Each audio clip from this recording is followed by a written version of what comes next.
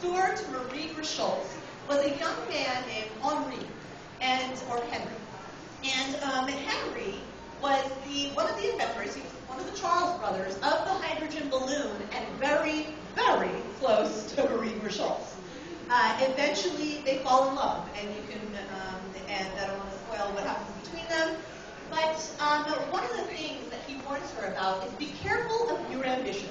Be careful how high you want to go, because things are changing. Marie does not listen, and she begs a woman who is just down the street, a woman named Rose Bertin, and that's an image of her at the bottom left, Rose Bertin. She was the milliner to the queen, so she was the queen's fashion woman. She was one of the originators of haute couture, and she turned Marie Antoinette into truly a fashion icon. It was Rose Bertin, and she had the ear of the queen and was truly, in many ways, the best friend of the queen. Well, she was not far from the Boulevard du Temple, and Marie Schultz pays her a visit and says, please, get Marie Antoinette and King Louis XVI to visit my wax salon. And Rose says, yeah, what's in it for me? Because this is Rose. And she says, maybe immortality. I'll maybe make you a wax sculpture. And so Rose does get Marie Antoinette to visit the salon. And this really makes Henri very nervous, because he says, Queen, she's not really popular right now. Are you sure you want her to come to visit the salon? Marie Schultz says, yes, absolutely, I want her to come in. And so there ensued enormous amounts of preparation to prepare the Wax Museum for Queen Marie Antoinette's visit. And the kind of things she would have had to do was to prepare, first of all, her clothes. Women at court, if you take a look at this fan, that was the kind of fan you would use at the opera, and there's a spyglass in the middle. So women who were not sitting close to, say, the queen would look through the spyglass so they can see what it is she's wearing.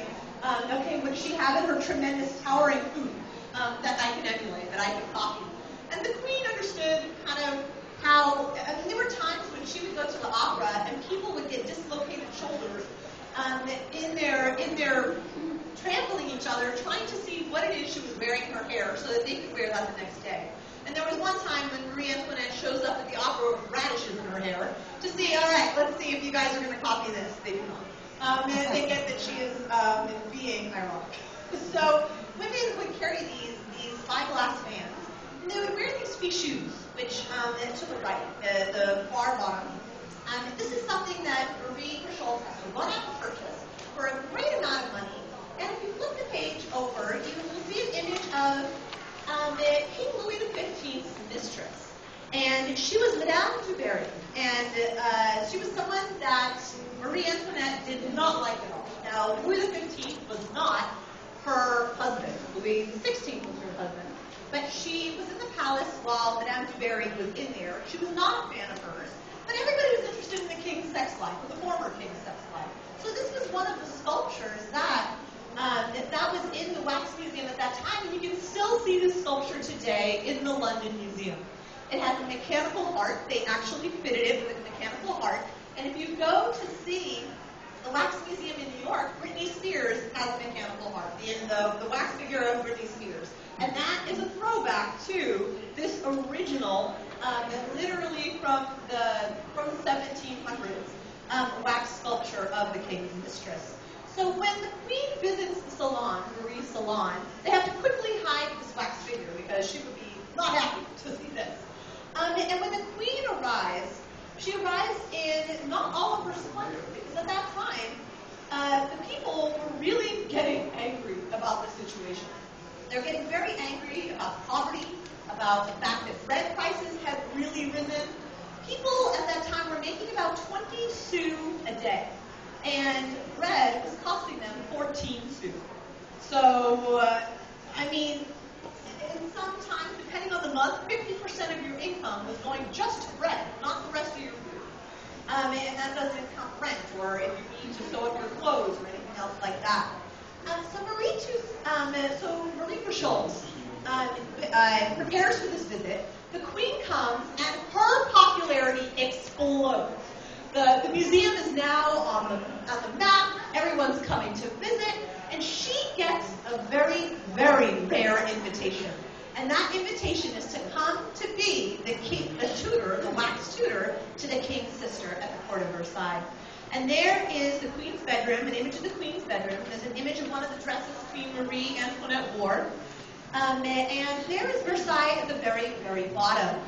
When Marie Richoltz visits Versailles, she's shocked, absolutely shocked, because she's used to the dirtiness of Paris. She's used to the fact that the streets are filled with excrement and mud, and women just lift up their skirts and do their business right there in the street. But she is not used. She did not prepare herself for the fact that that was going to happen at Versailles as well. Versailles was dirty. Versailles was filled with cats. It was filled with pigs. It was filled with people who had no home and were just squatting in the palace halls. Anyone could go and visit Versailles. And she really expected it to be a private residence. She thought that someone like Queen Marie Antoinette, someone like King Louis XVI, they'd be untouchable unless you had a very rare invitation. While this was true for their parties that they threw, this was not true for the court itself. So you had this vast, it was like a menagerie, it was a zoo. And so she goes there. It's very, very dirty. And she's really surprised because the queen does not turn out to be, even though she's tutoring the king's sister, she has the opportunity to be on a little closer terms to the queen as well. And she realizes the queen is not what she expected. This whole let them eat cake is not, it was absolute nonsense. And the queen really did have a good heart, and so did the king's sister, and so did the king. It was all just very unfortunate. If you flip the page, you'll see an image of her as a young woman. She's 15 years old there. And she comes to France when she's 15 years old. And she was the 15th child of her parents. And it was not expected at all that she was ever going to become the Queen of France. She's the 15th child. They barely educated her. And so when she arrives in France, she really has very little education compared to what a princess expected to become someday a queen would have had. She has no place. The first couple of years that she's with Louis XVI, it was not Louis XVI at that time, but someday to come, she's expected to produce an heir, but Louis XVI will not have sex with her. And it was years, truly years, before they consummated their marriage. And by that time, people had, she had nothing to do. She was not involved in politics. She's not producing heirs. She's not raising children, although it would be debatable how much hands-on she would have raised her children anyway, even if she had them. But she really has no place, and she found a place in fashion. Rose Bertin, a common woman, offers her an opportunity to be something, to have a place at a court where everybody has a role in some ways but her. What precisely is her role if you're not having children, if you're not a queen yet, if you're just floating around? And so she becomes this fashion icon, as I said before, and it was very dangerous for her. It ended up being very, very dangerous. There's an image of her husband, Louis XVI, next to her, and he really did not want it. He was not expected to become king. He was not as well educated as his older brother. His older brother ends up dying, and he takes the throne, and you have these two children who become king and queen, neither of whom were really expected to rule. The image below that is the Duke d'Orléans, and he was the king's cousin, and he was very, very ready to rule. And he thought, if I side with the common people and I maybe inspire them to rise up, perhaps they'll put me on the throne. And that was a huge gamble on his part. It does not pay off for him so well. But he really does inspire some of the common people to rise up. And two of the most very important common people are the pictures next to them, Camille Desmoulins and Marat. And they were both journalists. They both met not only in coffee houses. Desmoulins got his start in the Café de Bois. And this was a very famous cafe. If you were a revolutionary, you met at the Café de Bois. Where you went to your coffee house, the place you drank coffee, really said everything anyone needed to know about you. Your politics, who your friends were. It was very important where you took your coffee.